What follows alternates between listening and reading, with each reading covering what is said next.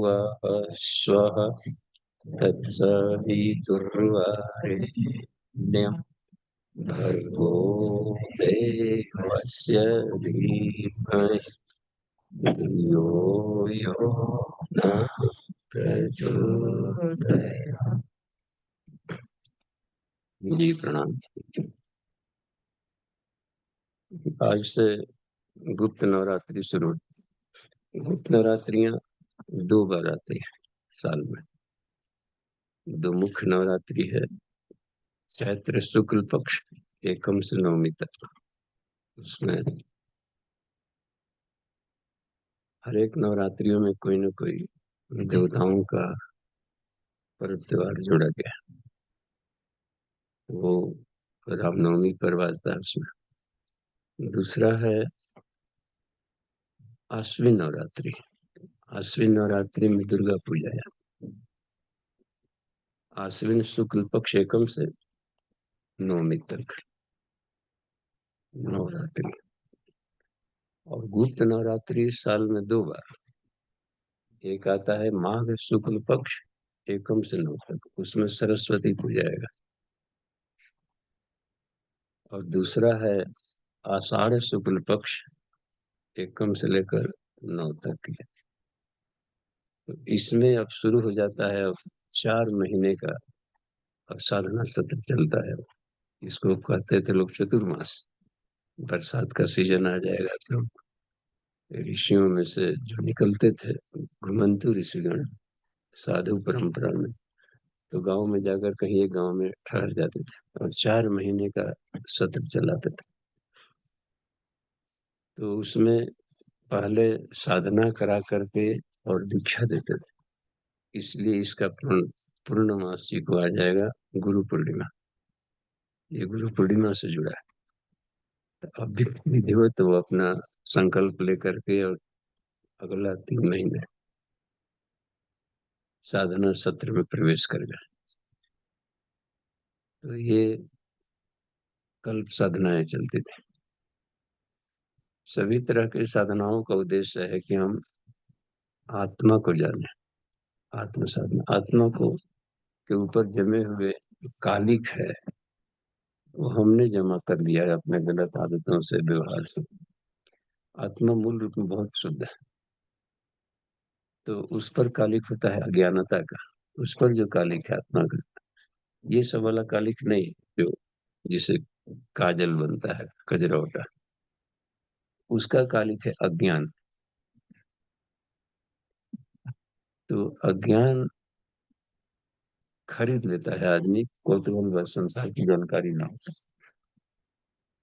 तो जिस दिन ज्ञान मिलेगा तब अपना शुद्ध स्वरूप को आएगा, तो पता चलेगा कि हम आनंद की खोज कर रहे थे जहां तहां, वह सब मैं ही आनंद स्वरूप, मैं खुद ही आनंदमय हूँ। तो आनंद की तलाश से उसकी अब रुक जाती और अपने भीतर में ईश्वर को देखने लगता है। ईश्वर साक्षात्कार, आत्म साक्षात्कार होता है। इसी के लिए ये नवरात्रियां। तो आज से शुरू है हम लोग का ये आषाढ़ी गुप्त नवरात्रि।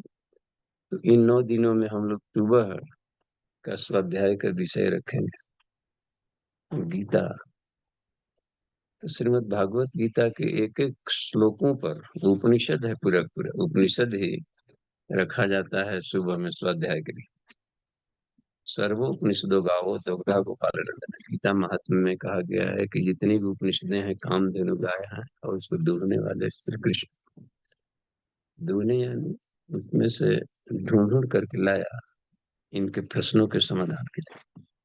तो जीवन में किसी भी तरह का गुत्थी हो, उसका उत्तर उपनिषद में। इसलिए सुबह में उपनिषद ही पढ़ने गए। आत्मा का खुराक वही है। बाकी दिन भर पढ़िए संसार में जीने वाला किताब। संसार में भी जीना है, नौकरी करना है, पेट भरना है, तो उसके लिए फिर अलग पढ़ाई कि वहां कैसे क्या करें। आत्मा के पढ़ाई के लिए ब्रह्मोत्तर। अच्छा, तो योग हम लोग अभी ज्ञान योग, कर्म योग, भक्ति योग, एक आध को 2-3 ही जानते थे। लय योग, मंत्र योग, कुंडलिनी योग, प्राण योग और भी है सब। पंचांग योग कहलाता है पंचकोशी साधना। अष्टांग योग महर्षि पतंजलि के सूत्रों को 8 भाग में, ये 8 चैप्टर में बांटना अपने आप को फ्रीडम की सभी तरह के काली को हटाने के लिए सब योग योग कहा जाता है। आत्मा से ईश्वर को जोड़ दिए तो आनंद और शांति से जोड़ दिए। तो पूरा का पूरा गीता योग है। योग, इसलिए हम लोग योग को सांगोपांग यानी सांगोपांग माने अधिक से अधिक, ताकि अपने स्वभाव के अनुसार जो सरल पड़ता है उसको हम चुन लें। तो इसमें 18 अध्याय में कुल 700 श्लोक है। तो 18वां अध्याय योग है। सभी के अंत में एक योग लिखा होगा। तो 10वां अध्याय 9वां हम लोग समापन कर चुके, तो 10वां अध्याय अब शुरू होगा आज से। 10वां अध्याय का नाम है विभूति योग। तो ये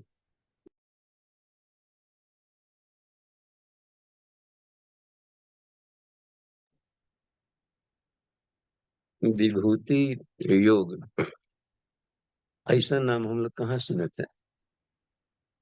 ज्ञान योग, कर्म योग, अष्टांग योग सब सुनते थे। विभूति भी योग है।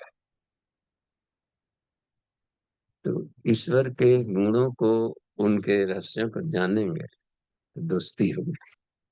जाने बिना न होई प्रतीति। बिना जानकारी का प्रेम नहीं, लगाव नहीं बढ़ता। अरे इतना फायदेमंद है, इतने काम के आदमी है यार, तब तो दोस्ती अपने आप ही बनेगा लगाव। तो जानकारी बहुत जरूरी है। तो ईश्वर की विभूतियों को हम यदि जानेंगे तो आकर्षण होगा, आपस में दूरी घटेगी। और आकर्षण होगा तो हम लोग उसको लग पड़ेंगे साधना में। अब बता रहे 9वां अध्याय शुरू लास्ट किए थे, मन मना भाव मद भक्ति मद याजी माम नमस्कार। तुम मेरी ही भक्ति कर, मेरी ही उपासना कर। वहां मेरा शब्द ईश्वर से, तो ईश्वर से कैसे तो चलते फिरते उठते बैठते ईश्वर में। अब वहां के समापन के बाद आगे सीधे हम लोग चल चले 10वां अध्याय विभूति जो किसकी क्या, इसकी क्या आवश्यकता है? विभूति गुण नहीं जानेंगे तो आदमी पौधा भी नहीं लगाएगा। ये पौधा क्यों लगाना? बड़ी बहुत फायदेमंद, आपको नहीं मालूम है? ऐसा ऐसा ही काम करता है। एलोवेरा है, ये है, वो है, बहुत ही उपयोगी है। तो आदमी उसको प्रति प्यार देगा, तुलसी का गुण आदमी जान जाए तो हर घर में लगाए। पीपल का गुण आदमी जान जाए तो हर घर में लगाएंगे तो आदमी देखेंगे कि उछाल मारेगा, साधना तीव्र गति पकड़ लेगी उससे। तो शुरुआत किया जाए आज से 10वां अध्याय। ठीक है, देखते हैं कहाँ से बात बन रही है। अब बस बुक होगा, हर घर में होता है गीता, तो उसको खोल लिया जाए, उसमें से 10वां अध्याय निकाले, ताकि हम लोग एक एक शब्दों का उसमें देखेंगे बारीकी।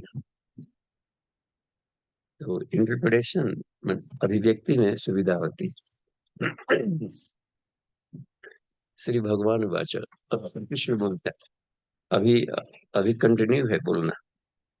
9वां अध्याय में वही वही समापन की बोलते बोलते, फिर भी अब आगे बोलते हैं चैप्टर। थोड़ा विषय बदले होंगे, इसलिए उसका अलग कह दिया जाता है कि अलग चैप्टर। तो अगले दिन उनको अगले चैप्टर में बता रहे हैं। भूय एव महाभाव, देखिए इसमें बोल रहे हैं, ये चैप्टर 10। भूय एव महाबाहो श्रीणु में परमम वच। भूय कहते हैं फिर भी, पुनः, और सुनो, और सुनो किसको आदमी कहेगा? जो कि प्रिय हो। अपने प्रिय को आदमी बहुत, बच्चों की जो प्रिय है दादी माँ को, बच्चों को और खा लेता, और खा ले उसको। ये है भावावेश में भी बात बनती है। अभी और सुन। भूय एव महाबाहो त्रिडु में परमम बचा। मेरे और भी परम, अत्यंत श्रेष्ठ, अत्यंत श्रेष्ठ को परम कहते हैं, परमम। ये अत्यंत श्रेष्ठता है। परमम बचा यानी उत्कृष्ट। मेरे अत्यंत उत्कृष्ट वचनों को फिर भी सुनो। यही अंत नहीं है। जितना हम बता दिए ज्ञान, ज्ञान का कोई अंत नहीं है। आगे सुनो। क्यों ऐसा कर रहे हैं? यत ते अहम प्रियमाण आया। तुम हमारे सबसे प्रिय हो। वो कहा जाता है कि नर और नारायण का ही अवतार ये थे, कृष्ण और अर्जुन। तो नर नारायण ये भी दो अवतरण प्रक्रिया। तो वही जब जब जरूरत पड़ती है तो दूर अपने ही शरीर का आभा मंडल से निकाल देते हैं एक बार। कोई यत ते अहम, आपके लिए, जिसे आपके लिए प्रियमाणाय, आप चूंकि अत्यंत प्रिय हैं, प्रियमाणाय, हे प्रियमाण, इसलिए वक्ष्यामि कहूंगा, हित काम, आपके भलाई के लिए। आप अपने हमारे, जैसे मान लीजिए कोई व्यक्ति नशा करता है और नशा छुड़वाने, तो उसे कहने पड़ेंगे कि आप हमारे बिल्कुल अपने हैं। सीधे भाषण मत दिया जाए कि आए महाराज कहीं के, कितना गंदा आदत। ये तरीका ऑपरेशन का सही नहीं। आप हमारे बहुत प्रिय हैं। आपका कष्ट हमारा कष्ट होता है।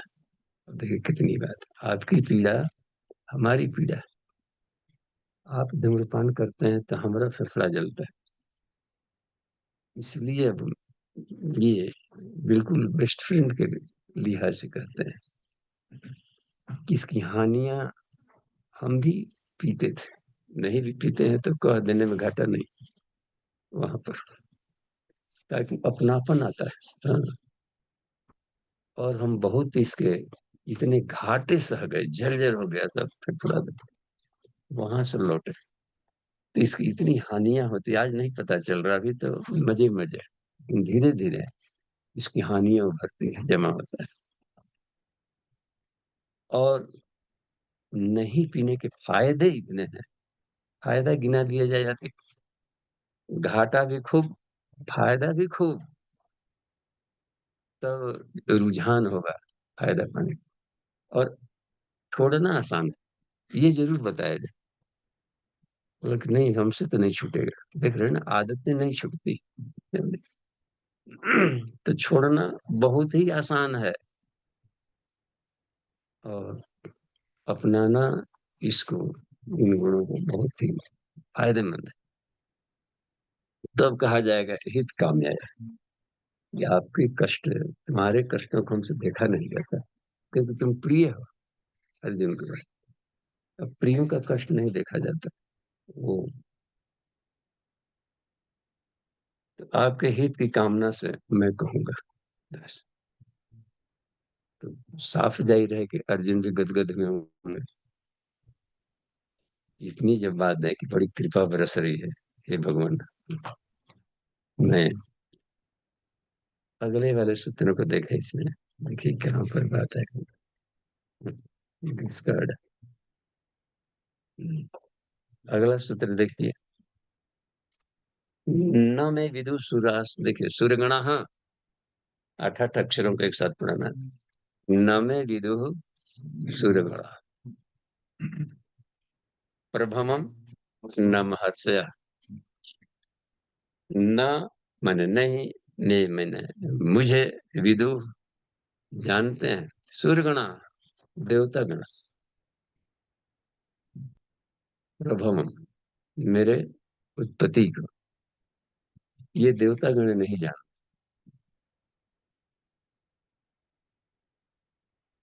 और न महर्षिगण भी नहीं जानते।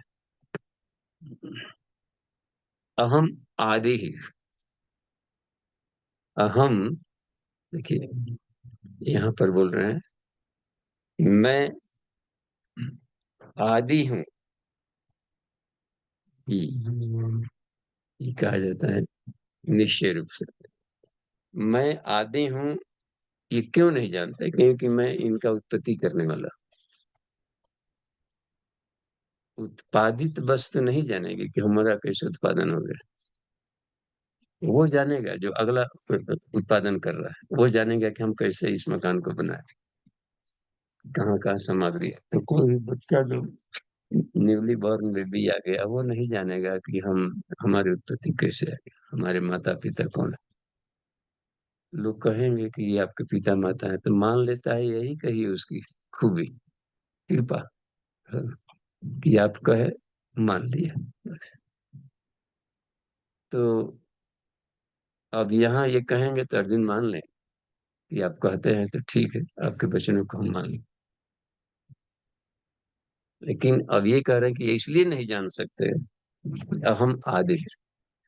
मैं आदि हूँ, देवानाम देवताओं का, महर्षिणाम च सर्वसा।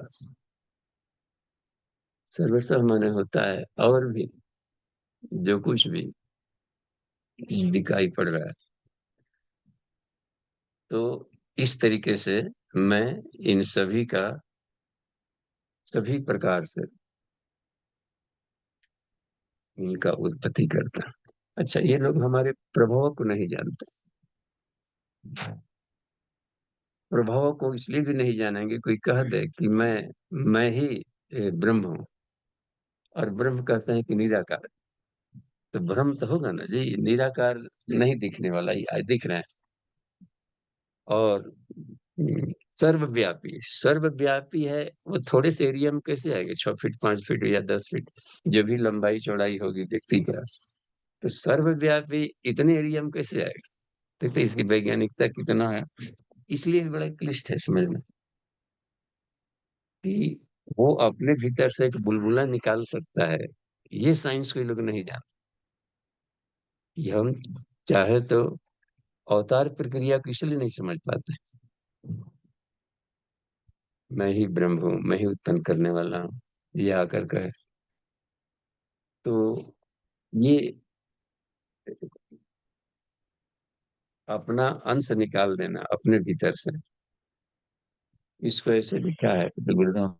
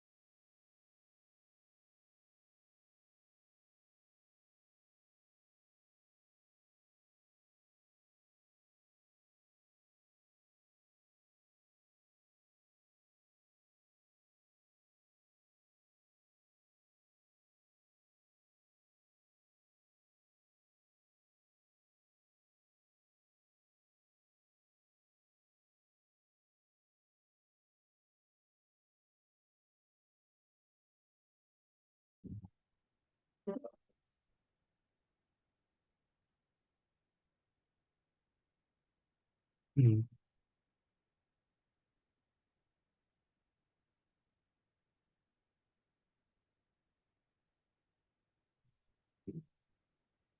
देखिए बीच में फ्लक्चुएशन आ जाता है। अभी हम बता दें कहाँ पर हैं, तो हिमाचल प्रदेश के शिमला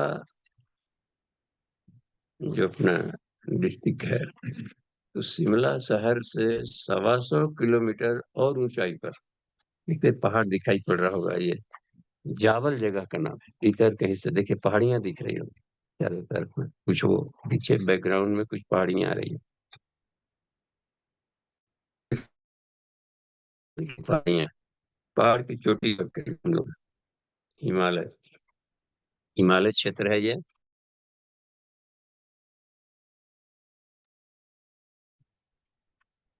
तो साधक आए हुए हैं, देख लें, गुप्त नवरात्रि के लिए देश भर से।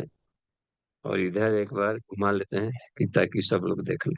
महिलाओं की संख्या अधिक है, और गुरुदेव ने कहा था कि हमारे अभियान में नारियों की संख्या सब पढ़ी लिखी हैं, इसमें एडवोकेट भी हैं, शिक्षक भी हैं, और दूर दूर से सब आए हुए हैं, अलग अलग प्रांतों से। तो ये है, और प्लस इधर भी देखिए घुमा लेते हैं। तो ये आ गया। ये देखिए पुरुष भाई हैं इसमें, ये आपके पंचकोश के सब हैं, और सब सब टीचर, ये शिक्षक प्रशिक्षण दिखाई पड़ रहा है। देखिए, तो ये इन सब लोग आप लोगों को प्रणाम कर रहे हैं। और ये बहुत ही उत्कृष्ट, यहाँ पर पॉल्यूशन जीरो, कुछ भी नहीं, इतना है। हिमालय के दुर्लभ जड़ी बूटियों की सुगंध है, मन्यालन, और ये सब चीड़ देवदार के वृक्ष हैं, और घने जंगल है सब। और झरनों का पानी हम लोग लेते हैं, और गौशाला में ठहरे हैं। भूपेंद्र सिंह राणा जी का गौशाला है। और जड़ी बूटियों है, झरने के पानी ही पीते हैं हम लोग। तो वह 9.5 pH है यहाँ झरनों का पानी। तो आगे हम लोग बढ़ते हैं, देखें ये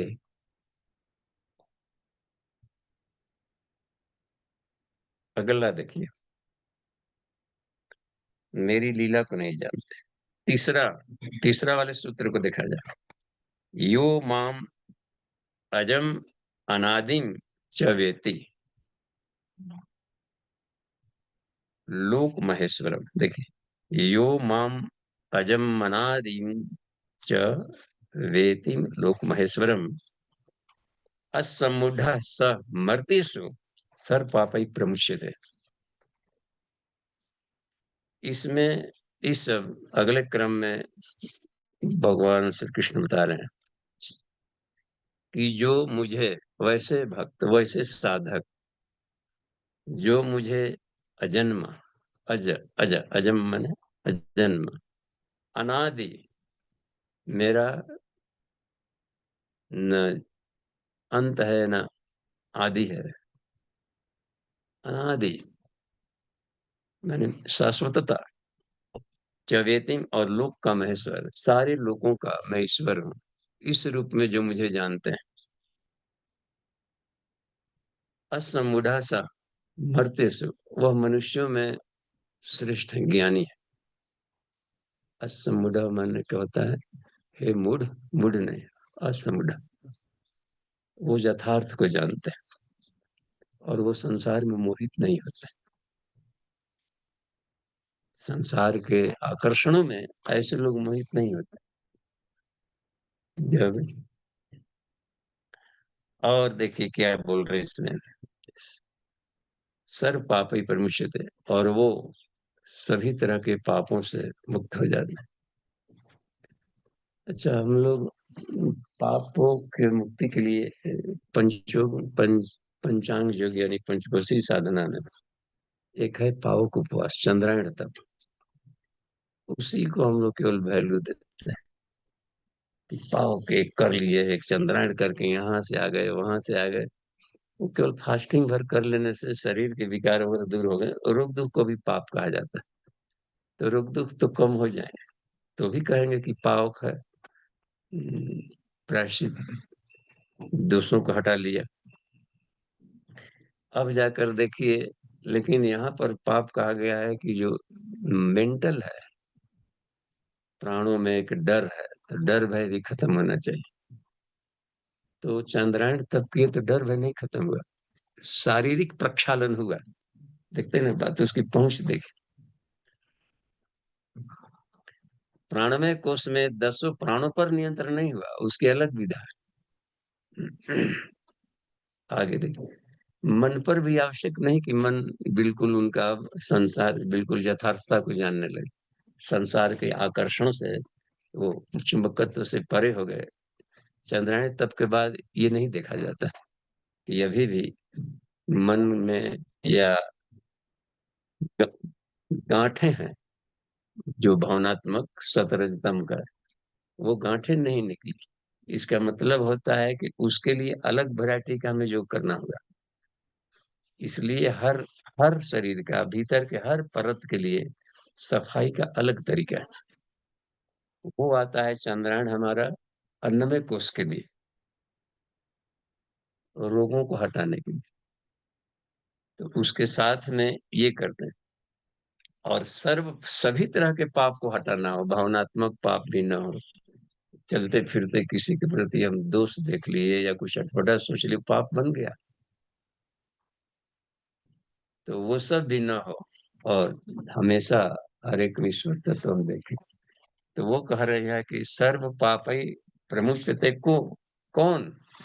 सभी तरह के पापों से मुक्त हो गए जो मुझे तत्व से जाने। मैं ही संसार के सारे लोगों का ये। अब कुत्ता देखिए वहां पर दरवाजे पर है, तो कुत्ता को हम लोग कुत्ता ही समझते रहेंगे तो बात बिगड़ती रहे। उसको भी, हे भगवान आपके कितने रूप हैं, ये वाला स्टाइल शुरू करना होगा, देखने का, मन ही मन, मन ही मन करने का।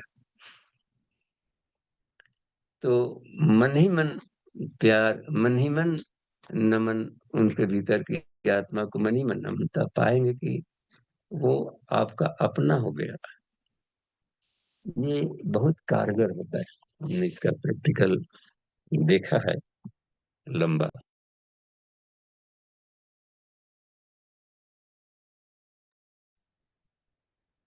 ये पौधों में दिखते ना, हर जगह में। तो कहा कि मुझे सभी लोगों का महेश्वर जानता है कि मैं ही इसका हूँ, उसका हूँ, इसमें हूँ। तो वो ऐसा पापों से मुक्त हो जाएगा। आदमी दूसरे को कब कष्ट देता है? जब जानता है कि ये हमारा दुश्मन है या हमसे अलग है, हमारा भाई नहीं है, हमारा परिवार नहीं। यदि यह मालूम हो जाए कि हमारा सबसे प्रिय है, या हम ईश्वर की पूजा करने जा रहे हैं, जिस कमल को, जिस ईश्वर को खोजने जा रहे हैं, इसी इसी की देन है, तो उस हालत में तो नहीं डांटेगा। उससे हो ही नहीं सकता है कि उस पर कोई कड़वे शब्दों का प्रयोग कर डाले या कुछ, या उसका किसी भी तरीके से मानसिक कायिक उसको प्रताड़ना दे। तो वह पापों से मुक्त हो जाए, क्योंकि अब उसे पाप बनेगा ही नहीं, क्योंकि गलतियां ही हमें रिएक्शन बनाती। हम किसी के प्रति जैसा सोचते हैं बोल दिए, तो अनजाने जाने में भी हुआ है तो लौट कर हम पर आएगा, वो बच नहीं सकता। तो हम, हमारी साधना में विलंब होने के यही कारण है। सिद्धि मिलने का कारण यही है कि इतना दिन हो गया क्यों नहीं होता है, कि इस बीच में अनप शनप सोच लेते हैं कहीं कहीं के किसी के बारे में। तो आकाश में तरंगे गई है, टकरा टकरा कर सब आएंगे। क्योंकि कहीं खपता नहीं है, ये कहीं खपने की।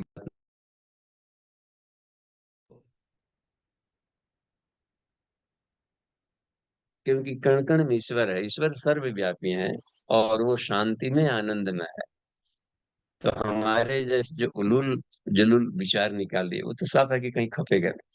नहीं खपेगा तो उधर से टकरा के आके जहां से छोड़ा गया है उसी को खोपड़ी में आएगा, और तरह तरह के हमारे रोग दुख, घाव फोड़े, फुंसी और निगेटिव थॉट, चिड़चिड़ापन, अवसाद, डिप्रेशन, क्रोध, ये सब बनेगा, धक्का मुक्की करके आएगा। तो सभी तरह के शारीरिक, मानसिक, ईर्ष्या, द्वेष, हिंसा भाव, ये तो, और शांति खोज रहा है। अच्छा, एक और बात देखिए, जिससे हम चाहते हैं कि हमको खूब प्यार कर दे, तो प्यार देंगे तभी करेगा। झगड़ा कर लिए, मारपीट कर लिए और चाहते हैं कि हम हमसे प्यार भी करें, हो ही नहीं सकता। फिर हम उसको नॉर्मल बनाने में फिर लग जाएगा महीनों। तो इसको कहा जाता है भाव संवेदनांक सूचकांक, ईक्यू लेवल, इमोशनल कोशिएंट। तो आदमी जब शून्य से नीचे हो जाए भाव संवेदना विज्ञान में कुछ, तब वो पाप में आ जाएगा, वो कहीं ना कहीं रिएक्शन करेगा। तो चित्त का शुद्ध ये कह रहा है कि सभी तरह के पापों से मुक्त तब होगा जो कि ईश्वर को जानेगा। बिना आत्म साक्षात्कार से, ईश्वर साक्षात्कार से बात बनने वाली है। और वो हर जगह घूम रहा है, तो हर एक में ढूंढना पड़ेगा ना जी। चले हैं फूल बटोरने, और फूल तो फूल तो चुनने चले, तो कांट से क्या लेना देना। कांट तो उसके रक्षक है, हमें तो फूल से मतलब था। फूल लिए चल पड़े, सभी के भीतर में ईश्वर, ईश्वर को चुनने चलते बने। तो नहीं लगता है कि कहीं पाप कर्म बनेगा। तो ये देखिए कह रहे हैं। अगला देखिए तो चौथा, बुद्धि ज्ञान असम्मोह। देखिए दूसरा है, इसी में 8 अक्षर आ गए, एक ही में 8 आ गए। बुद्धि ज्ञानम सम्मोह। सम्मोह पढ़िए, म हलंत और है ना, हाँ, म पर जोड़िए। वहां पर जहाँ संधि हो, तो वहां पर बलाघात यानी बल लगाया जाता है म पर, वहां पर मसम्मोह का। बुद्धिर्ज्ञानम सम्मोह भी चलेगा। क्षमा सत्यम दम शमः। सुखम दुखम भावो भाव। सुखम दुखम भवो भावो। भयम च अभयमेव च।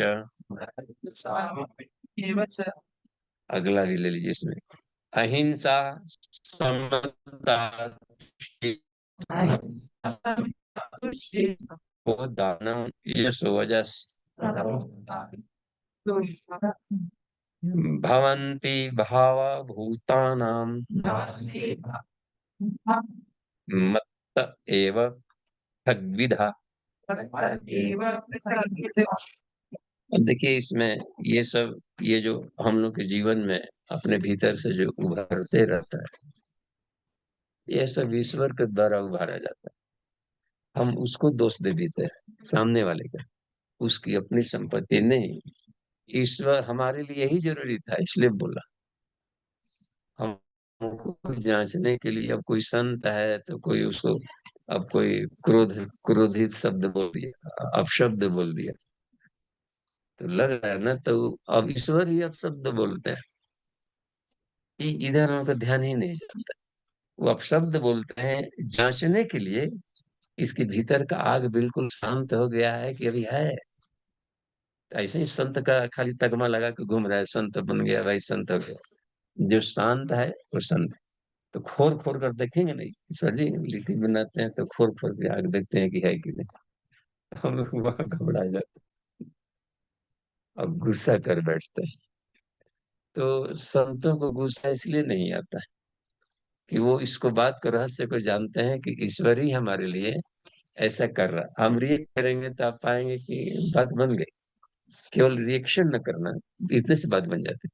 अब रिएक्ट कर जाते हैं तो ईश्वर तो और प्रहार करेगा कि ठीक है, तो वाह, तुम्हारा सब संतपन निकाल देते हैं। सब चिड़चिड़ा स्वभाव और करके क्या से क्या मन में बिगड़ी, और दोष देते हैं कि ये आज जो अच्छा हो गया, हमने खराब इसने कुछ नहीं, मजाक है ना हम लोग। सब खाली अच्छा ही अपना। तो इसमें अब देखिए, इसमें जो निर्णय करने वाली है कि क्या करें क्या ना करें। मान ली कोई सा आ जाता है ना कि अब इसी में तो नहीं मिल रहा है, क्या करें। ऐसे तो सोचते रहेंगे तो समाधान आ गए। वो समाधान किसने दिया? बुद्धि एक काश कहा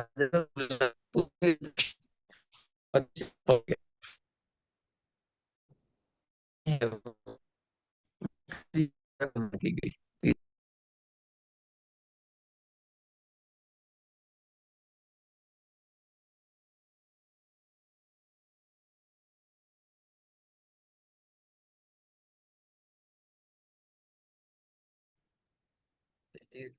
अब यहाँ पर इसको क्षमा कर देनी चाहिए, तो क्षमा कर देने वाला भाव कहाँ से आया? वह भी ईश्वर ही देता है। तो भीतर में सत्यम, एब्सोल्यूट ट्रुथ, यथार्थ क्या है, सत्य क्या है? संसार में सब परिवर्तनशील है, बदल रहा है, तो कौन से सतत्व है? तो ये भी सत्य की भी जानकारी देगा। दम, दम कहते हैं इंद्रियों पर नियंत्रण। सम, सम कहते हैं मन पर नियंत्रण। सुखम, जो सुख मिलता है वो भी ईश्वर ही देता है। और दुखम, दुख भी आता है तो कह रहे हैं कि मैं ही देता हूँ। वाह! तो इन कहते हैं, हे भगवान, कहाँ से आप दे दी, काहे दे दी? तो बराबर सुख देंगे। अब दुख न देंगे तो सुख का कीमत ही नहीं पता चलेगा कि सुख क्या है। तो भवो अभव, यानी संसार का उत्पादन और अभाव, इसका समापन, ये सब मुझे द्वारा ही होता है। और भी देखिए यहाँ, इसमें देखिए भय और अभय, अभयमेव च, अहिंसा, समता, तुष्टि। तुष्टि होता है मानसिक संतृप्ति को तुष्टि कहते हैं। समता, समत्व का भाव। और तप, तप भी मैं ही हूँ। तपस्या करते हैं, मन इंद्रियों को तपाने का जो भाव आता है, तो तप की जो शक्ति देते हैं, स्ट्रगल करना, जो लक्ष्य की प्राप्ति में आगे बढ़ने के लिए संघर्ष की जरूरत पड़ती है, उस संघर्ष की शक्ति को वहां पर तप कहा गया। दानम, दान का जो एक भाव आ गया, तो वह भी मेरे द्वारा होता है। जस और अजस भी भवंती भावा भूतानाम मत एवं पृथक विधा, देखते हैं। तो ये जो बता रहे हैं कि ये जो जितने भी तरह तरह के भावनाएं, मित्र भाव, शत्रु भाव, प्रेम भाव, विवाह का भाव, कुछ भावनाएं उठते रहते हैं ना, वैरायटी वैरायटी का। तो कहते हैं कि सब मेरे ही द्वारा दिया जाता है।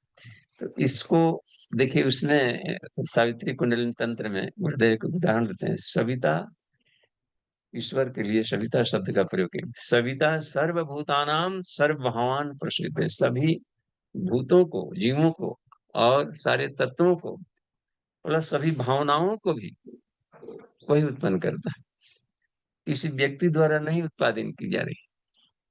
ये वाला यदि ज्ञान मिल गया तो समझिए कितनी मस्ती आएगी, ईश्वर के प्रति श्रेय जाएगा।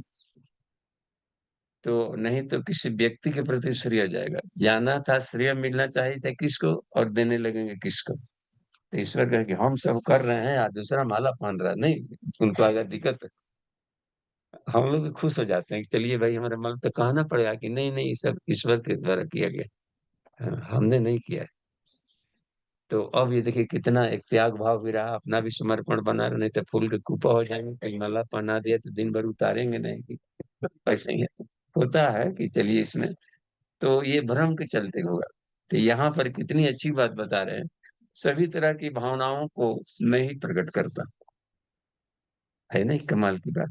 तो अब ये कितना बढ़िया योग है, इसकी जानकारी मिलते ही आदमी कितना कूल माइंड का होगा, बैलेंस, कि सोचने का तरीका बदलेगा। और भी देखिए आप, ये और क्या बोलते हैं यहाँ, मुझसे होते हैं महर्षया सप्त, सप्त महर्षियों के बारे में। महर्ष, महर्षया सप्त पूर्वे, यहाँ तो महर्षया सप्त पूर्वे, बोलिए, चत्वारो मनवस्तथा मद्भावा मानसा जाता येषां लोक इमः प्रजाः। अब इसमें बता रहे हैं कि जो महर्षि गण है, सप्त महर्षियों का नाम दे दिए हैं। और सप्त और पूर्वे चतवार, चार और भी पूर्व में उत्पन्न हुए हैं। कौन? हाँ, सनक। सनकादि कहा जाता है। सनकादिक माने सनक आदि। तो चारों का नाम याद है ना? सनक है, सनक, सनंदन, सनातन और सनत कुमार। हाँ, वो गजब है। वो हमेशा 5 साल के ही रहते थे, बालक जैसे। उन लोग का ईश्वर गजब गजब के हैं। और बता रहे हैं कि ये सब मनवस्त था, प्लस 14 मनु होते हैं। एक कल्प में 14 मनु होता है। अभी चल रहा है वैवस्वत मनवंतर है। संकल्प में बोले थे ना हम लोग कल, तो ये 7वां है। बीच वैल्यू की तरह बीचों बीच अभी है।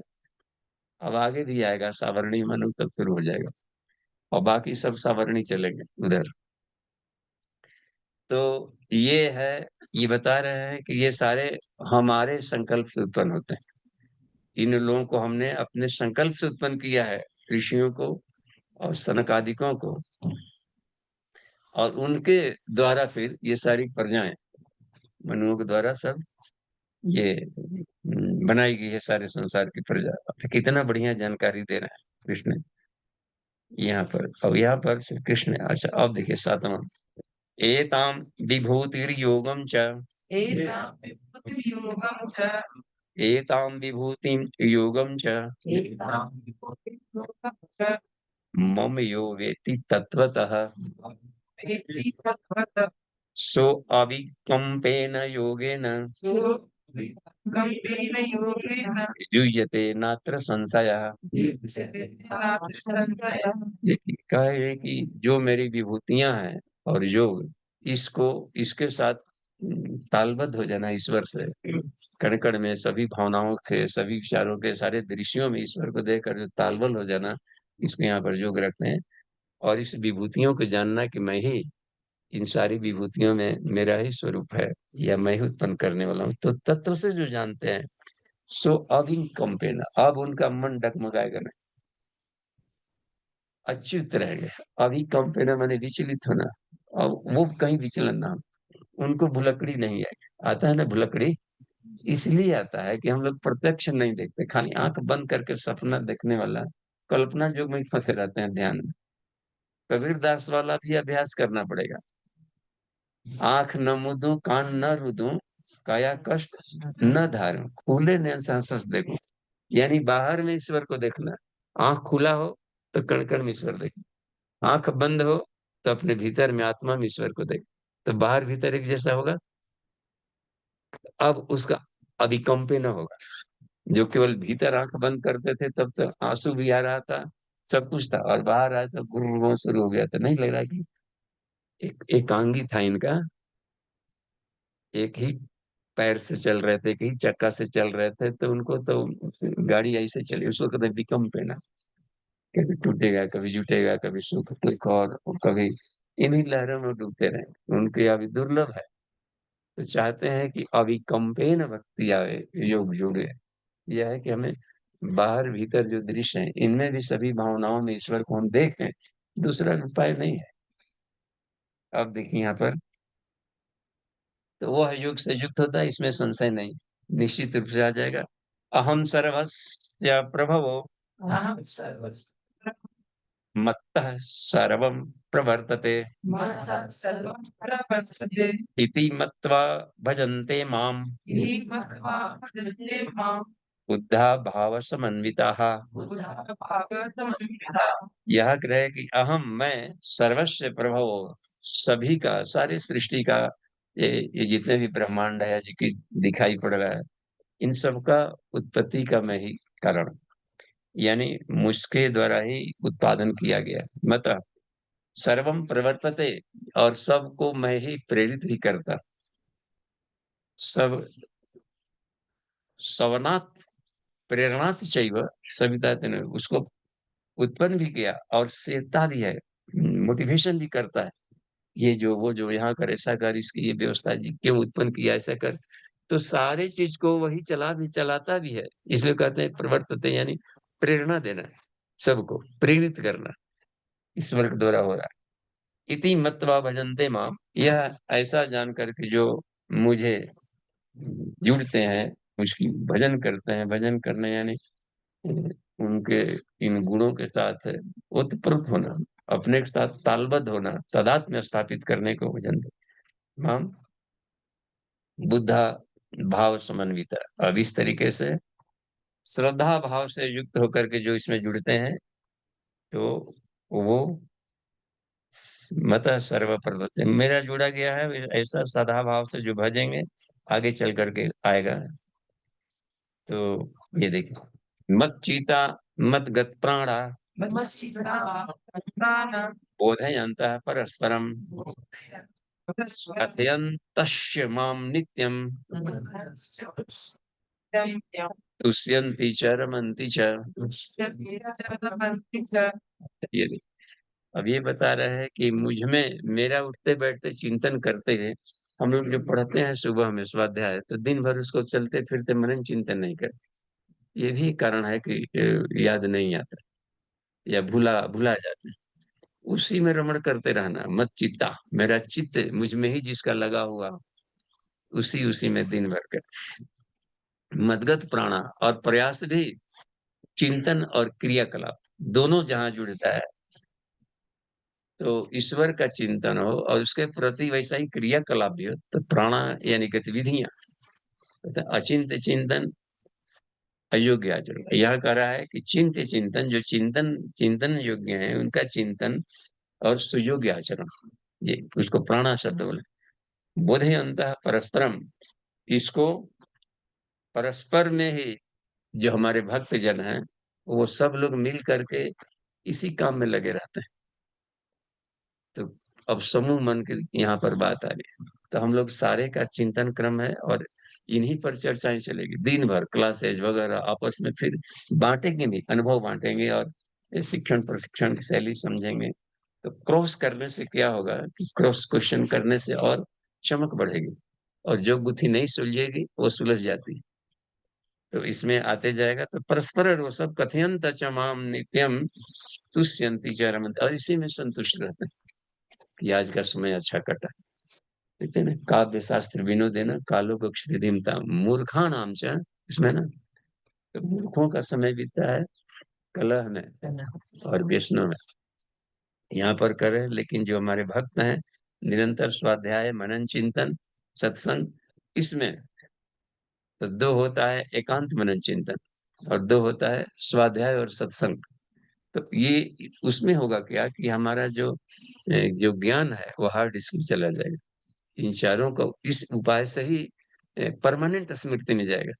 अब भुलकड़ी नहीं है। अब पता चल रहा है ना कि हम लोग क्यों भूल जाते हैं, तो हम उसको टुकड़ा टुकड़ा करके दिन भर उसी बात में रमण करते रहते हैं, इसलिए वो सूत्र गूंजते रहते हैं दिमाग में। तो कारण पता चला ना कि ऐसा क्यों होता है। तो कोई भी व्यक्ति इस तरीके से स्वाध्याय करे और जो पढ़ी गई चीजें उसको दिन भर मनन चिंतन करें, एक दूसरे से शेयर करें, तो ये देखिए,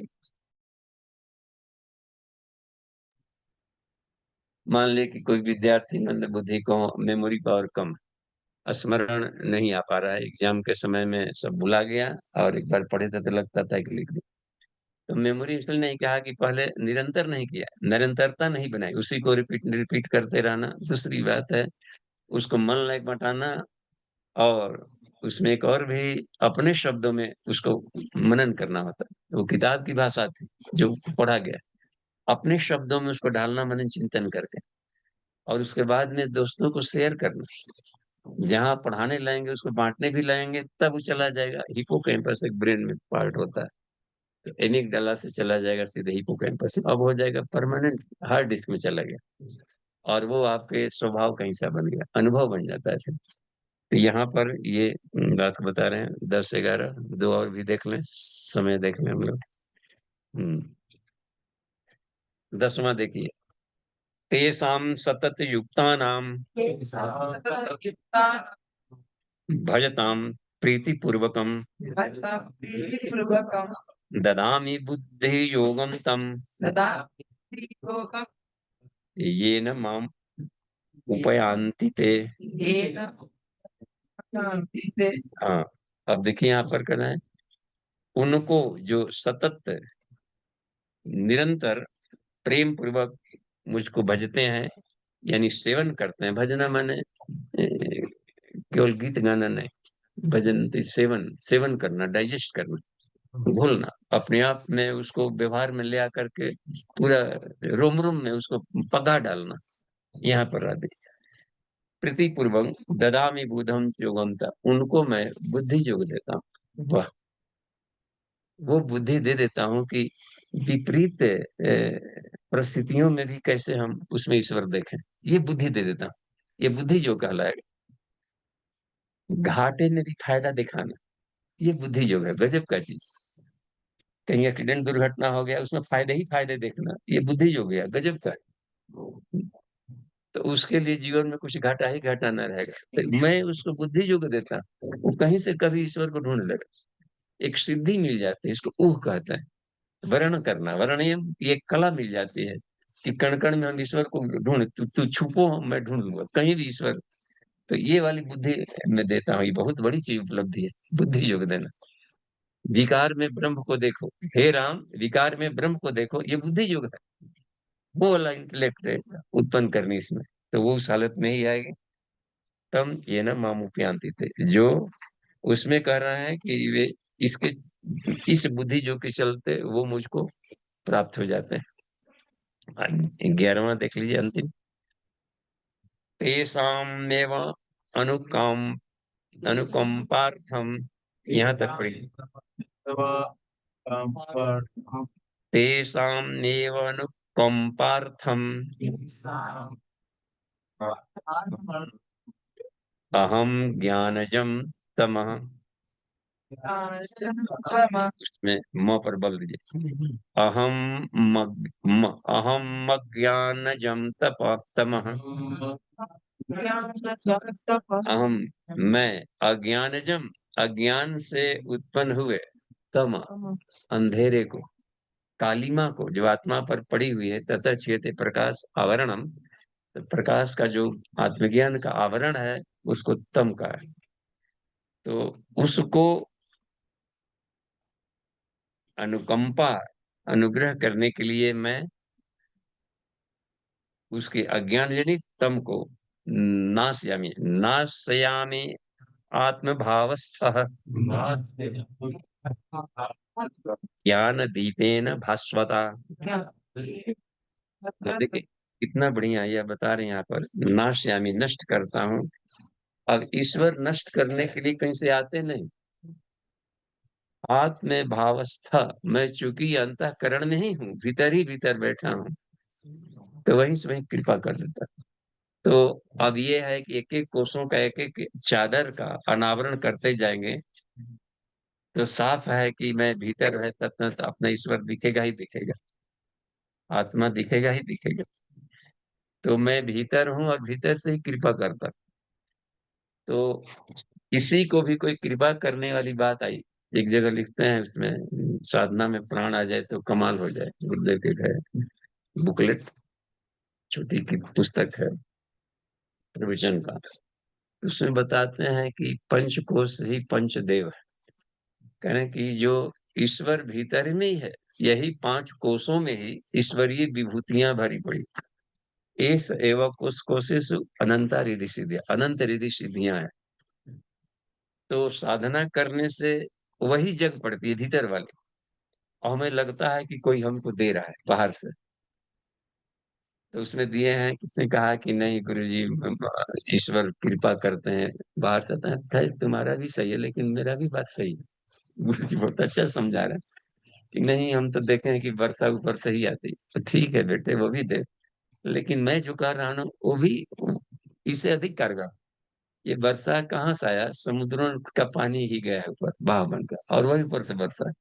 तुम्हारे भीतर की ही शक्तियां वाष्पीकृत होकर आती है ये करने का। तो मैं आत्मभावस्था, मैं अंतःकरण में हूँ। ईश्वरो सर्वभूता नाम हृदय से अर्जुन तिष्ठति। तो आत्मा में ही स्थित है, तो साधना करने से वो फूट पड़ता है। तो लग रहा है ना कि आत्म साधना ईश्वर को पाना है, तो आत्म साधना के सिवा कोई उपाय नहीं बन रहा है। ये तो संसार की सबसे बड़ी सेवा बन गई, अब वो मिल गए। तो अब वहां से उत्पन्न होकर मैं अंधकार को नष्ट कर डालना देता हूँ। इसके द्वारा अत्यंत प्रकाशमान आत्मज्ञान के द्वारा, अपदीपो भाव के द्वारा। उसमें है ना, सोहम स्मृति वृत्ति अखंड दीप शिखा सोई परम प्रचंडा। परम प्रचंडा को यहाँ पर यह देखिए कहते हैं, भास्वता शब्द का प्रयोग किया। वाह, इतना तेज प्रकाश है, कुंडलिनी का तेज इतना है कि ये हजारों सैकड़ों बिजली उसके सामने बेकार। हाँ, वो सब जला डालता है। तो भीतर ये है, और उस ग्लेज से मैं सब इसको तुम्हारे तम को दूर करता हूँ। चलिए, यहाँ पर समापन हो गया। तो अब सीधे नितिन जी हिंदी भाषण में थोड़ा देख लें। किरण दी का, किरण बाबूजी। दी को लाइए, यहाँ हिमालय में हम लोग हैं, उनको देख लें। जी बाबूजी प्रणाम, सभी को मेरा हाँ, प्रणाम। उनको नीति के दीजिए, स्पॉट है, वो हो जाएंगे अपने आप। अच्छा चलिए जी दी, शुरू। प्रणाम बाबूजी, सभी को प्रणाम। 10वां अध्याय। श्री भगवान उवाच। तू है अति प्रिय मम सखा भक्त, सुन चित्त युक्त हो इसे पार्थ। तू है अति प्रिय मम सखा भक्त, सुन चित्त युक्त हो इसे पार्थ। यह अति रहस्य में परम वचन, कहता हूँ मैं तेरे हितार्थ। ये अति रहस्य में परम वचन, कहता हूँ मैं तेरे हितार्थ।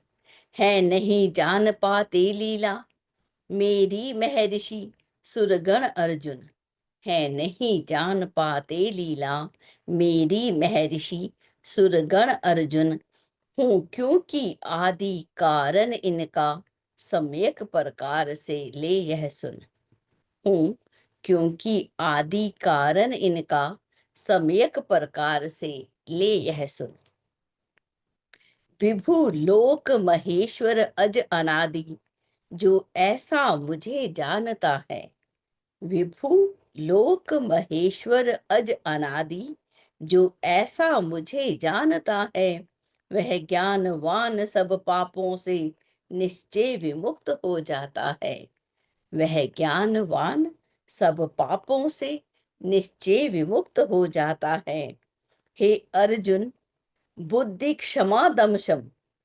हे अर्जुन, बुद्धि क्षमा दम शम, सुख असमो दुख तथा प्रलय, उत्पत्ति ज्ञान भय सत्य तथा, ऐसे ही क्रम से भाव अभय। हे अर्जुन, बुद्धि क्षमा दम शम, सुख असमोह दुख तथा प्रलय, उत्पत्ति ज्ञान भय सत्य तथा, ऐसे ही क्रम से भाव अभय। तप तुष्टि अहिंसा हे अर्जुन, यश अयश आदि जो होते हैं। तप तुष्टि अहिंसा हे अर्जुन, यश अयश आदि जो होते हैं। नाना प्रकार के भाव सभी, ये मुझसे ही तो होते हैं। नाना प्रकार के भाव सभी, ये मुझसे ही तो होते हैं। स्वयंभू आदिक 14 मनु, सप्तऋषि महासनकादि चार। स्वयंभू आदिक 14 मनु, सप्तऋषि महासनकादि चार, मेरे मानस से प्रकट हुए, फिर उनसे सारा जग अपार। मेरे मानस से प्रकट हुए, फिर उनसे सारा जग अपार। जो जान विभूति योग को नर, समझे मुझको सर्वत्र व्याप्त। जो जान विभूति योग को नर, समझे मुझको सर्वत्र व्याप्त। वह ध्यान योग द्वारा सुस्थित, मुझको कर लेता शीघ्र प्राप्त। वह ध्यान योग द्वारा सुस्थित, मुझको कर लेता शीघ्र प्राप्त। मैं ही सब जग का प्रभव हेतु, मुझसे ही जग चेष्टा करता।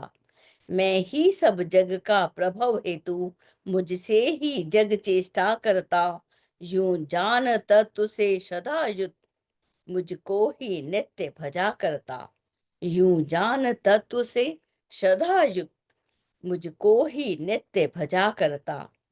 जो लगा प्राण मन नित मुझ में, मेरा गुणगान किया करते।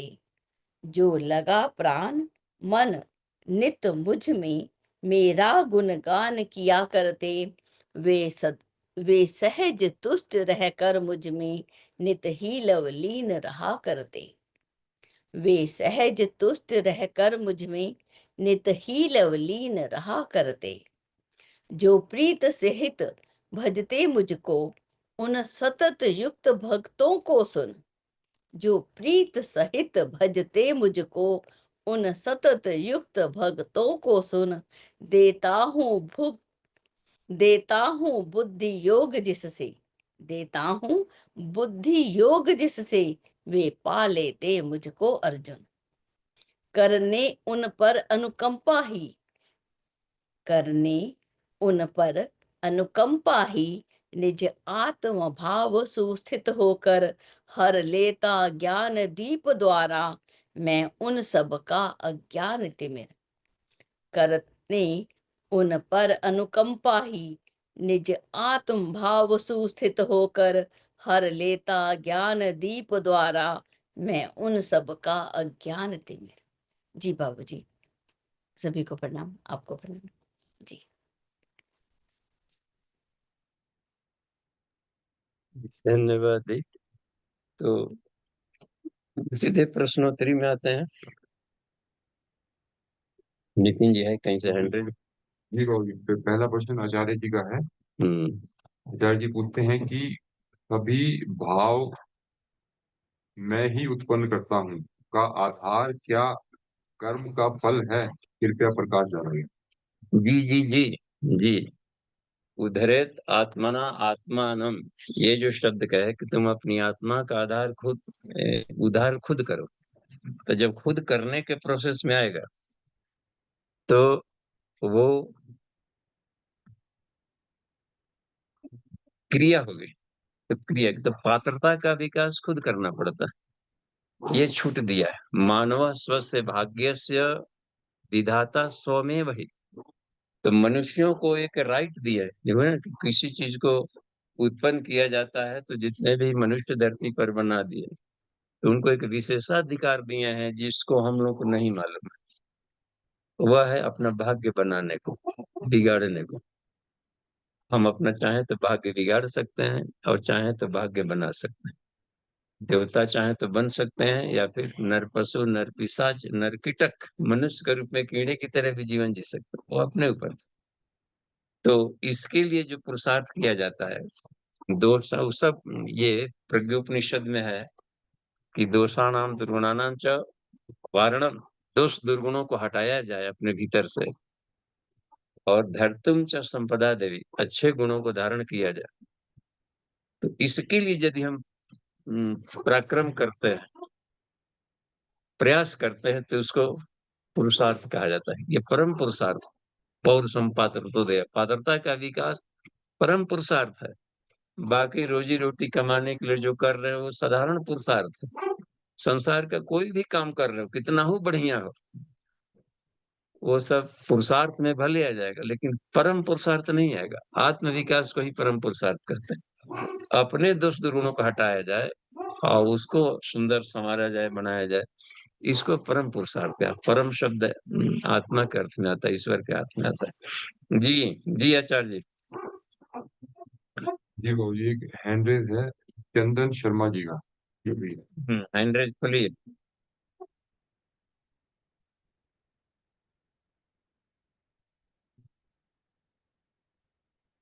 जी, आप अपने आप को अनम्यूट कीजिए। हाँ हो गया। बाबूजी प्रणाम। जी प्रणाम।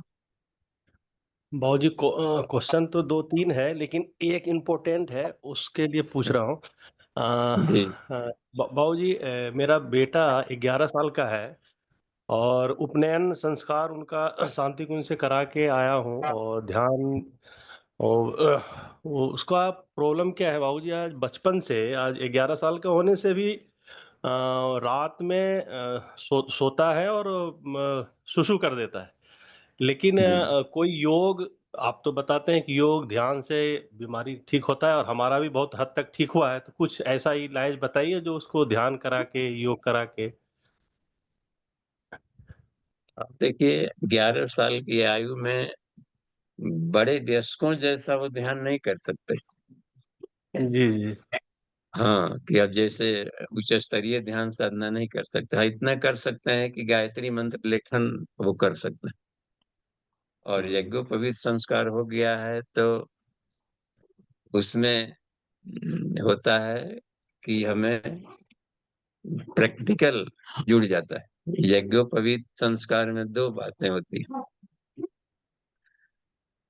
तो गायत्रिया ज्ञान रूपता, गायत्री का ज्ञान, यानी एक एक उसको स्वाध्याय किया जाए, गायत्री स्मृति, गायत्री हृदयम, गायत्री उपनिषद, तो एक एक अक्षरों का फिर वो स्वाध्याय करेंगे, जानेंगे, तो अभी भी 11 साल की उम्र में उतना बढ़ा चढ़ा तो मस्तिष्क नहीं होगा कि उसके रहस्यों को जाने। फिर भी बड़े लोग एक एक अक्षरों की व्याख्या करते रहेंगे तो ये बच्चों में उसकी जानकारी अधिक तेजी से होगी। तो गायत्री का ज्ञान और यज्ञ का सत्कर्म कर्मप्रायता, यज्ञता यज्ञ उभयोरपि संबद्ध, दोनों को जोड़ दिया जाए, भवती यज्ञ सूत्रकम, तो यज्ञ सूत्र यज्ञोपवीत कहलाता है।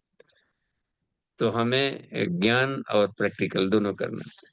अब देखिए बिछावन पर उसको पेशाब आ जाता है रात्रि में, तो रात्रि में सोने के पहले पेशाब करा लिया जाए। एक तो ये काम कर लें गार्जियन। और अधिक पानी न पिलाइए उसको रात में, हल्का सा गर्म पानी पी लिया थोड़ा सा, तो वो फिर भी सोते समय पेशाब कर ले।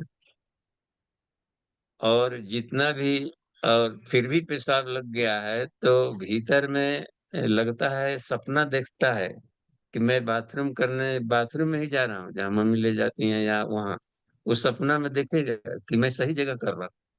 अब गीला वगैरह हो जाता है तो भले पता चले कि कुछ ये नाली पर नहीं गया हूँ, कुछ कहीं और कर दिया। तो ये कंट्रोल होता है, ब्रेन का एक पार्ट है, हाइपोथैलेमस से होता है। तो हाइपोथैलेमस की थोड़ी सफाई हो जाए तो उसको सुविधा होगी। तो अब जड़ी बूटियां यहाँ पर कारगर होगी।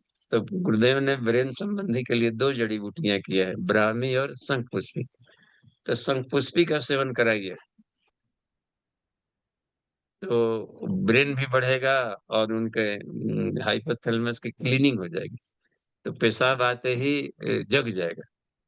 अब जगता नहीं था, जग जाएगा तो मम्मी चिल्लाएगा या खुद अपने से उठ करके चलेगा, 11 साल के हैं तो अपने से चले जाएंगे बाथरूम, तो जगा देगा वो, इतना करेगा हाइपोथैलेमस। तो ये शंखपुष्पी काम करेगा जिसमें। जी जी बाबू, प्रणाम। धन्यवाद। नेक्स्ट। जी सुमन दीदी। प्रणाम बाबूजी। जी बाबूजी प्रणाम। मंत्र नंबर 4 और 5 में भगवान तो सारे भावों के बारे में बता रहे हैं, और इसमें तो कहीं क्रोध और मन्यु का बात नहीं बता रहे, और आप हमेशा बोलते हैं मन्यु भी जरूरी है। सही बात है, अभी मन्यु का नाम भी अभी मन्यु ही था। तो क्रोध का भाव तो भगवान नहीं बता रहे, इतने भावों का नाम गिनाए तो एक भी तो मन्यु का नाम नहीं गिनाए।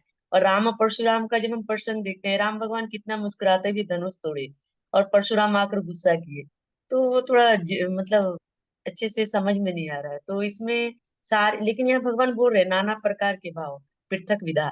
तो सब भाव तो भगवान के द्वारा ही उत्पन्न होता है, लेकिन हम लोग तो नेगेटिव में चले जाते हैं जब मन्यु आता है। अब मन्यु तो आता ही है, मन्यु क्या, मुझे तो लगता है क्रोध ही है हमारा, मन्यु तो नहीं है वो। तो कैसे उसको समझे, थोड़ा प्रकाशशाली। प्रणाम। तो जो पढ़ा गया है इसको ही बार बार सुना जाए, समझा जाए, तो इस पर रमण किया जाए, मनन चिंतन दिन भर इस बातों को, कि इन भावनाओं को मैं करता। तो अब क्रोध आया किया तो क्रोध मैं उत्पन्न करता हूं कि तू जानो कि इस पर हमें काम करना है। रिएक्शन, क्रिया की प्रतिक्रिया। तो संसार बना दिए हैं ऑटोमेटिक सिस्टम से कि क्रिया की होगी तो प्रतिक्रिया होगी, क्रिया की प्रतिक्रिया पर सारा संसार काम कर रहा है।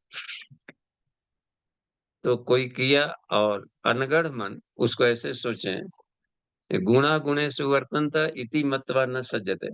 वो उधर आई थी बात तीसरे उधर क्रम में, गुण ही गुणों में बरतते हैं।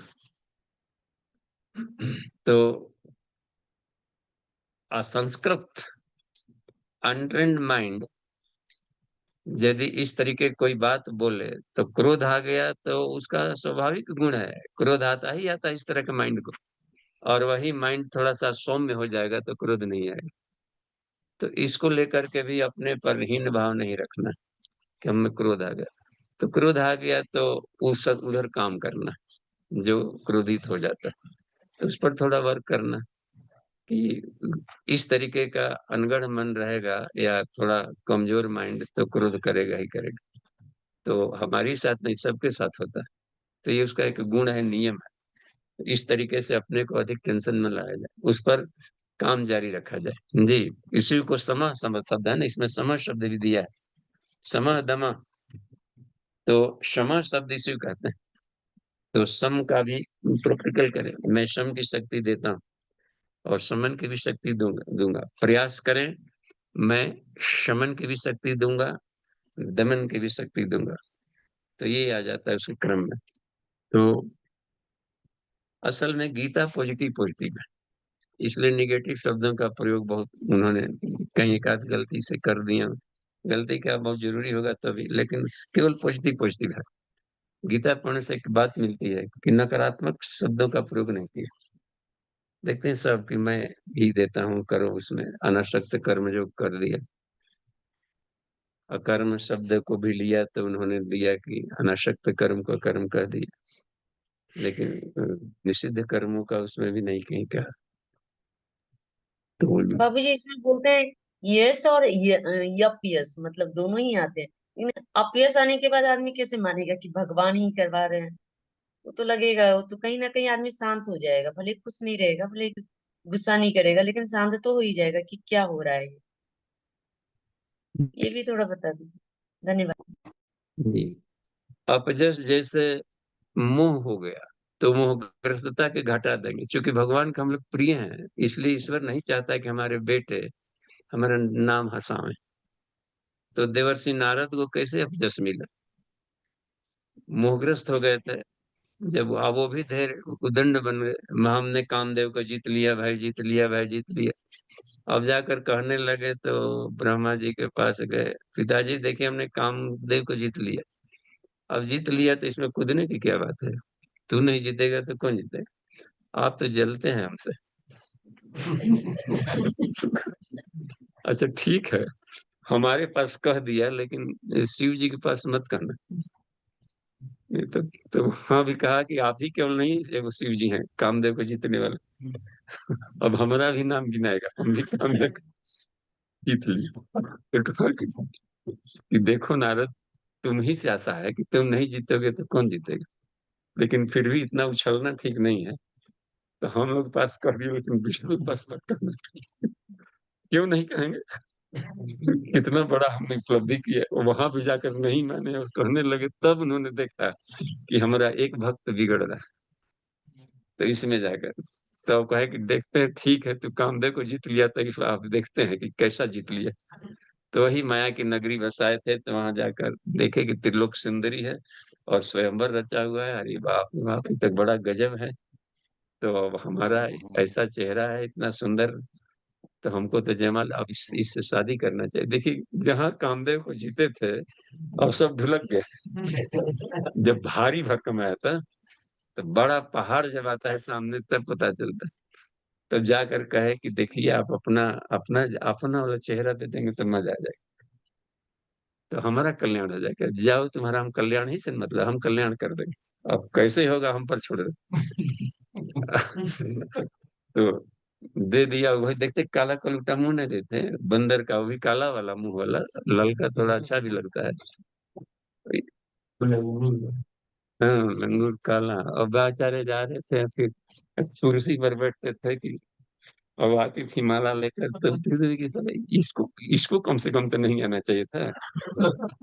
देखने पर सब दिन भर मूड खराब हो जाएगा। तो उसके पास जाते ही उधर देखना ही बंद कर देते, त्रिपुर सुंदरी, और आगे बढ़ जाते। तब सोचते थे नारद जी की कहीं ऐसा तो नहीं कि हम पर ध्यान ही नहीं गया, हम तो विश्व सुंदरा है यहाँ। विश्व सुंदरी हमको तो कुर्सियां चिपकाए चिपका, दूसर कुर्सी कौन देगा, खाली है चिपका चिपका ले जाकर फिर वहां बैठ जाते थे। अब की पारी तो आपको डांट दिखा है कि कम से कम इसको निर्लज जाता देखिए, उसको वहां भी देखा, यहाँ भी देखा, और ये आगे बढ़ते जा रहे हैं। तो उसने कहा कि भाई साहब आप काहे पूजा कर रहे थे ना, तो उनकी देखते नहीं नहीं हम ही पर पढ़ाई का ही जय माँ। तो आप अपना चेहरा, घर से निकलते समय चेहरा नहीं देखे थे मिरर वगैरह, ये क्या कर देखिए वहाँ तालाब है, कम से कम पानी में भी झांक कर देख लीजिए, तब आपको पता चलेगा कैसा चेहरा है। तो वही जाकर देखे, और वहाँ विष्णु भी बैठे थे उस लाइन में, और विष्णु जी से बोल रहे हैं, वही सलाह दे रहे हैं। अब आकर के विष्णु को ने पहना दी तब, और लक्ष्मी थी, तो जा करके खूब खिसलाए कि आपने तो अपजस मिला, तो अपजस उनके कल्याण के लिए था, इसमें करने का। तो failures are the pillars of success इसमें, तो उसमें फायदे के लिए बात रहती। जी ठीक है, आगे बढ़ते हैं। प्रणाम बाबू। जी प्रणाम बाबूजी। जी प्रणाम। बाबूजी एक जिज्ञासा ये होती है जब आपस में कभी कभी करते हैं, वार्तालाप करते हैं कि गीता में भगवान कृष्ण ने क्या किया है, अर्जुन से अपनों की मरवा दिया, सारा उसका अपना परिवार था जो उसने मार दिया है। पिता में उसके ताऊ चाचा नाना फूफा सब मार दिए अर्जुन ने। और उसके बावजूद यदि रामचरितमानस में देखा जाए तो भगवान दशरथ के 4 पुत्र थे, चारों ही भगवान के स्तर के थे। दशरथ जी के 4 पुत्र थे, चारों भगवान के स्तर के थे। मरते समय उनको भी कोई मुंह में पानी डालने वाला नहीं था। मरने के 10 दिन बाद या 15 दिन बाद भरत जी आए, जब जाकर अंतिम संस्कार हुआ। और भगवान राम जो हमारे भगवान राम हैं, उन्होंने भी, उनको भी ना दशरथ ने बोला कि आप बन जाओ, और ना उनकी माताओं ने बोला। मैंने सारी रामायण में ढूंढा, कहीं ऐसा नहीं है, उन्होंने डायरेक्ट बोल दिया है। वो अपनी तरफ से ही गए थे कि हाँ मैं अपने पिताश्री के वचन का पालन करूंगा, जबकि डायरेक्ट नहीं बोला दशरथ ने उनसे कि हाँ तुम जाइए। वो तो सुमंत को भी बोला कि तो घुमा फिरा कर ले आना 3-4 दिन में, मतलब इनको ऐसे ही। तो ये मैं कह रहा हूँ कि यदि सांसारिक दृष्टिकोण से इसको देखा जाए तो इसमें कहीं वो आदर्शवादिता वाली बात लगती तो है नहीं। वो और तो बाद में भगवान जी बा, बाद में भगवान कृष्ण का परिवार भी खत्म हो गया, उनको श्राप दिया था जैसे उन्होंने। जी बाबू जी। अपना एंगल ऑफ विजन है, वो तो एक दृष्टि से ऐसा देखने पर लग रहा है कि अपनों को मरवा दिया। बाप रे, इसलिए एक महिला मिली थी हमको क्षेत्र में, कहे कि हम तो गीता पढ़ने का मन ही नहीं करता है, खिन्न हो जाता है मन, कि खाली मार झगड़ा लड़ाई झंझट ये सब को, थोड़ा जो भी अपना संतपन था। तो कहा कि वो धर्म युद्ध है वहाँ, परित्राणाय साधु नाम विनाशाय च दुष्कृताम। वहां भी राम जन्म कर हेतु राखे न सुत, उसमें गो ब्राह्मण हिताय च। तो धर्म की रक्षा विनाशाय च दुष्कृताम, तो दुष्प्रवृत्तियों को हटाना। और वो उसके चलते दिक्कत पड़ रही थी, कौरवों के चलते अब लोगों को परेशानी हो रही थी, और बार बार जाना समझाना नहीं करना। तो अब चूंकि संकल्प लेते कि मैं लड़ूंगा नहीं, तो लड़ूंगा नहीं, तो जिन जो लड़ने के विभाग वाले हैं जुआ लोग हैं अपना, और वो तरह तरह के उनको अब दिव्यास्त्र वगैरह सारी साधना कर ही लिया है। तो राजा से अपना उनको ड्यूटी किया। विश्वामित्र ने भी राम का सहारा लिया कि लड़ाई वाला काम आपका है, आप संभाले, न्यायपालिका आपके हाथ में है। राजा के हाथ में न्यायपालिका रहती थी, तो क्षत्रिय के हाथ में उन दिनों उनको क्षत्रिय कहा जाता था राजाओं को, क्योंकि उनके न्यायपालिका जिसके हाथ में, दंडाधिकारी जो। तो आप देखिए, और असल में लड़ाई मोहग्रस्तता से हुई है दोनों जगह। दशरथ का भी समय पर नहीं जानना, मोहग्रस्त हो जाना, पुत्र के पुत्र मोह। और मोह इतना खतरनाक चीज है, लोभ मोह और अहंकार जो कहा जाता है, कि अपने स्वामी को मार डालता है सीधे। द्रोणाचार्य का भी मारा जाना पुत्र मोह देकर, दशरथ का भी मारा जाना पुत्र मोह देकर, और यहाँ भी जो मैं युद्ध नहीं करूंगा, यह भी उनका मोह, मोहग्रस्तता बन रही है। और मोहग्रस्तता के चलते आदमी यथार्थ ज्ञान को नहीं समझ पाता है। तो वह बात कही कि इनका है, तो अपने ड्यूटीफुलनेस की बात सिर्फ हुई है कि धर्म युद्ध है, तो धर्म धर्म के बीच में चल रहा था। तो वो आपातकाल की व्यवस्था रहती है, संहार की व्यवस्था जो लिया जाता है आपातकाल में।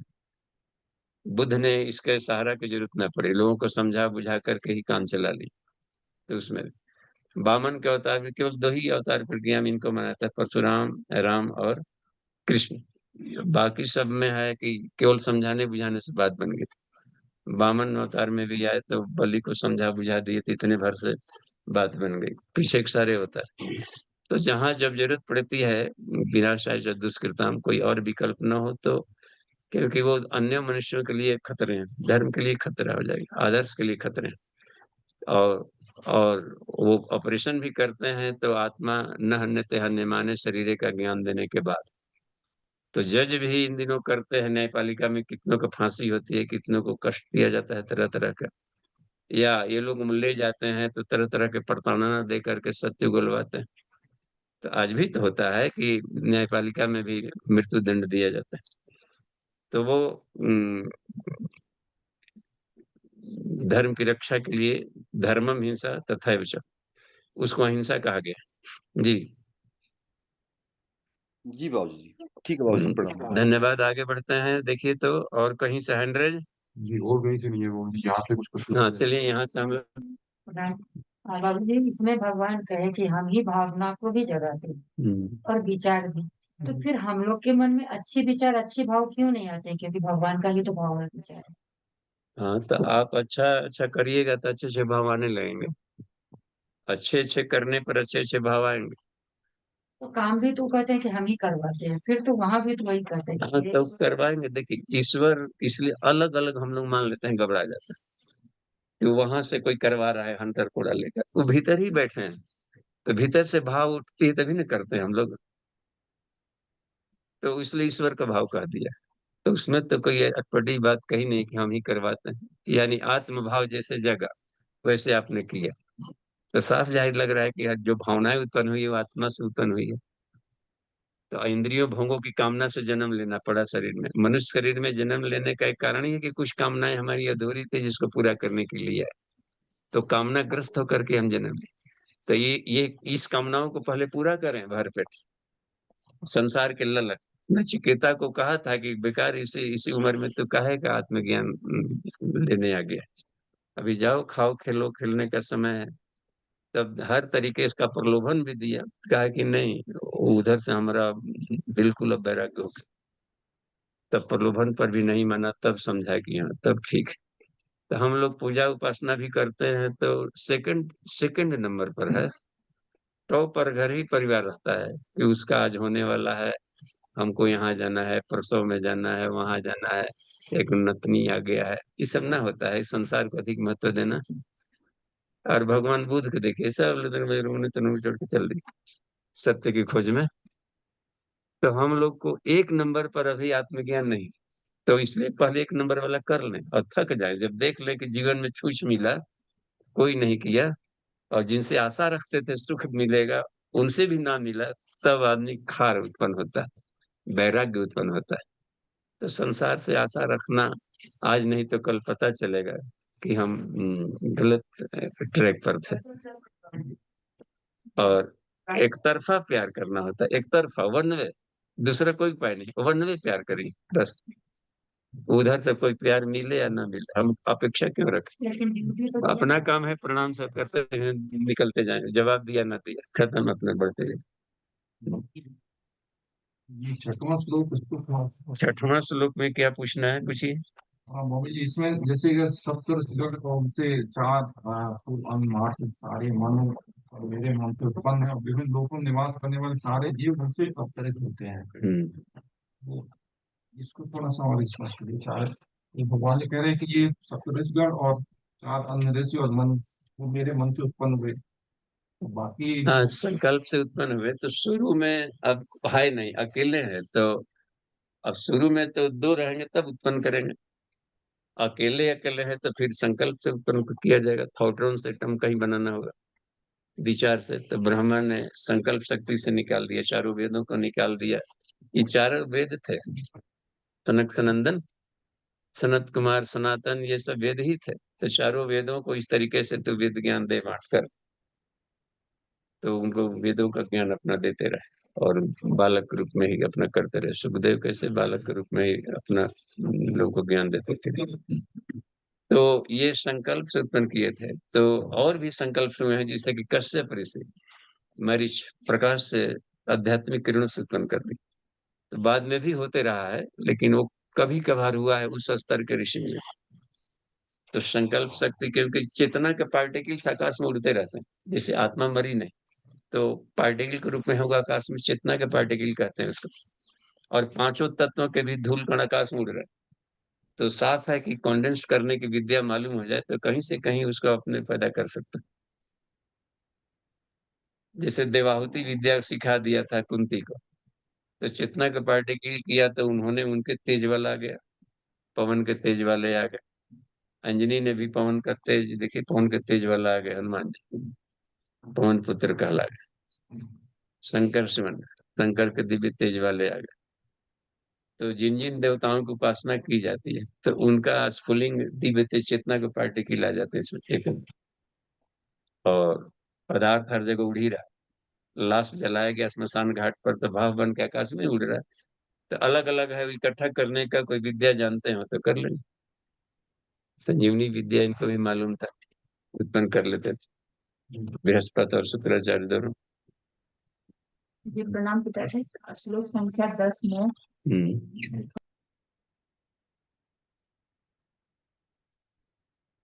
ब्राह्मण बुद्धि है जिससे वे पा लेते मुझको।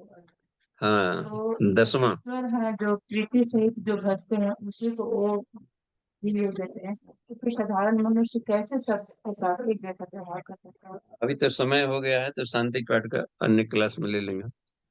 ठीक है, शांति पाठ। ओम